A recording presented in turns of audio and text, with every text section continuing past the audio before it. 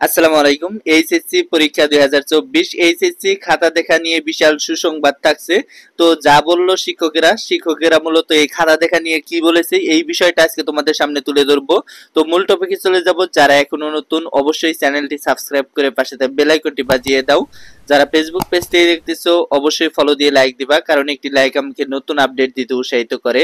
তো শুরু করা যাক। দেখো, তোমাদের পরীক্ষা কিন্তু বর্তমানে চলমান আছে এবং এই বৃষ্টির মধ্যেও কিন্তু তোমাদের পরীক্ষাটা চলমান থাকবে। পরীক্ষা কিন্তু স্থগিত করতেছে না শিক্ষা বোর্ড। তারা বলছে যে আধা ঘন্টা বা 1 ঘন্টা যদি লেটও হয় পরীক্ষা নিতে, তারপরেও যেন তাদের পরীক্ষাটা নেওয়া হয়, পরীক্ষাটা স্থগিত করতেছে না।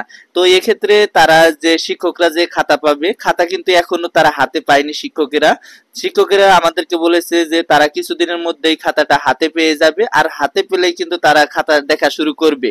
এখন তারা খাতা দেখা নিয়ে বিভিন্ন জন বিভিন্ন মতবাদ প্রকাশ করেছে। তো খাতায় কিভাবে নাম্বার দেয়, এই নাম্বার দেওয়া নিয়ে বিশাল সুসংবাদ থাকছে। তো দেখো, তুমি যদি লিখে আসো তাহলে কিন্তু তুমি নাম্বার পাবে। শিক্ষকেরা বলেছে যে তাদের খাতা এমন ভাবে দেখা হয় যে শিক্ষার্থী যদি টপিকের উপর লিখে থাকে তাহলে তাদেরকে নাম্বার দেওয়া হচ্ছে। এখন অনেক শিক্ষার্থী খাতা ফাঁকা রেখে আসে, একদম কিছুই লেখে আসে না। আর অনেক শিক্ষার্থী আছে টপিকের বাইরে লেখে, এলোমেলো কিছু কথা লেখে, যার কারণে কিন্তু তাকে ফেল করিয়ে দেওয়া হয়। তাই যে সকল শিক্ষার্থী ভালোভাবে লিখে আসবে তারা কিন্তু A+ ঠিকই পাবে। আর যে সকল শিক্ষার্থী মানে পূর্ণাঙ্গ লিখবে না অথচ টপিকের উপর লিখবে, তারা কিন্তু মানে ফুললি নাম্বার দেওয়ার চেষ্টা করতেছে শিক্ষকেরা, বা তারা চেষ্টা করবে। তারা যেহেতু এখনো খাতা হাতে পায়নি, যখন পাবে তারা কিন্তু এই কাজটা করে ফেলবে। শিক্ষকেরা এটাও বলেছে তারা চায় না যে কোনো শিক্ষার্থী ফেল করুক। এখন যারা লেখে নাই তারা তো ফেল করবে। আর তারা বলেছে যে এমসিকিউ যে খাতাটা বা ওএমআর যে খাতাটা, সেটা কিন্তু ওএমআর মেশিনের সাহায্যে দেখা হয়, এটা শিক্ষকদের নাগালের বাইরে।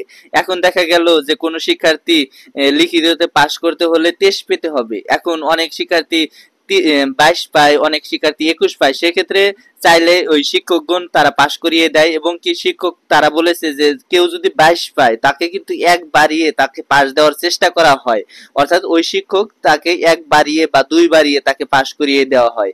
কিন্তু এমসিকিউ এর বিষয়টা বুঝিয়েছে যে আসলে এমসিকিউ তাদের হাতের নাগালের বাইরে, অর্থাৎ এটা বোর্ড কর্তৃপক্ষ দেখে থাকে ওএমআর মেশিনের সাহায্যে।